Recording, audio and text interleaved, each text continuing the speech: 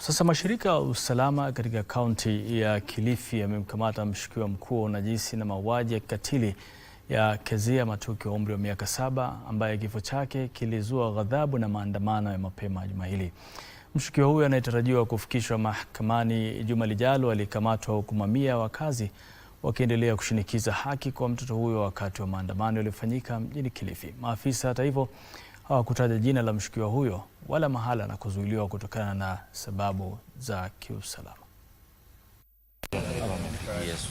Naibu kamishna wa kaunti ya eneo la Kilifi Kaskazini, aliye pia mwenyekiti wa kamati ya kiusalama ya eneo hilo la Kilifi Kaskazini, Samuel Mutisya, alithibitisha kukamatwa kwa mshukiwa huyo mkuu anayehusishwa na mauaji ya Kezia Matuki wa umri wa miaka 7. Nataka kuwatangazia kwamba tumeweza kupiga hatua mbele sana, na kwa saa hii tunavyoongea, yule mhalifu ama mhusika mkuu katika kile kitendo tayari ako mikononi mwa polisi.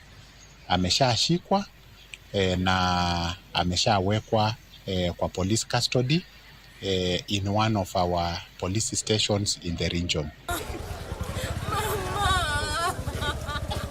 Kulingana na Mutisya, mshukiwa huyo alikamatwa leo na atatarajiwa kufikishwa mahakamani siku ya Jumatatu, huku uchunguzi kuhusiana na kisa hicho ukiendelea. Hata hivyo, aligairi kutoa maelezo zaidi, likiwemo jina la mshukiwa, eneo alikokamatwa na kituo cha polisi anakozuiliwa. Jina lake kamili sitasema, na mahali tumemshika sitaweza kusema kwa saa hii, kwa sababu bado uchunguzi. Unajua, hii ni case ambayo iko na uchunguzi mwingi sana ambao unaendelea, na any information lazima tukue chonjo kwa ile ambayo tunasema na ile ambayo inaweza kutusaidia kwa uchunguzi wetu.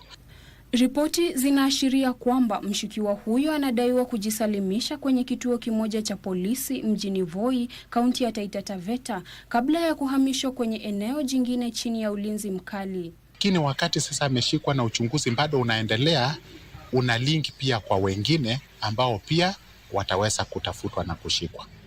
Hiyo ni kasi yetu, hiyo ni kasi ya DCI na ako hapa.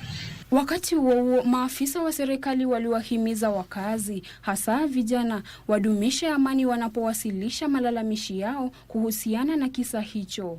Ile tunaweza kuomba wananchi ni tuendelee kuwa watulivu, nikiwashukuru kwa ile ushirikiano ambao wameweza kuwa nao na vitengo zetu za usalama. Tuendelee pia kushirikiana hivyo tu. Kama wako na habari nyingine wanaweza kupeana, ni sawa, tutaipokea na tutaifanyia kazi. Noel Ongeso, Darubini Wikendi.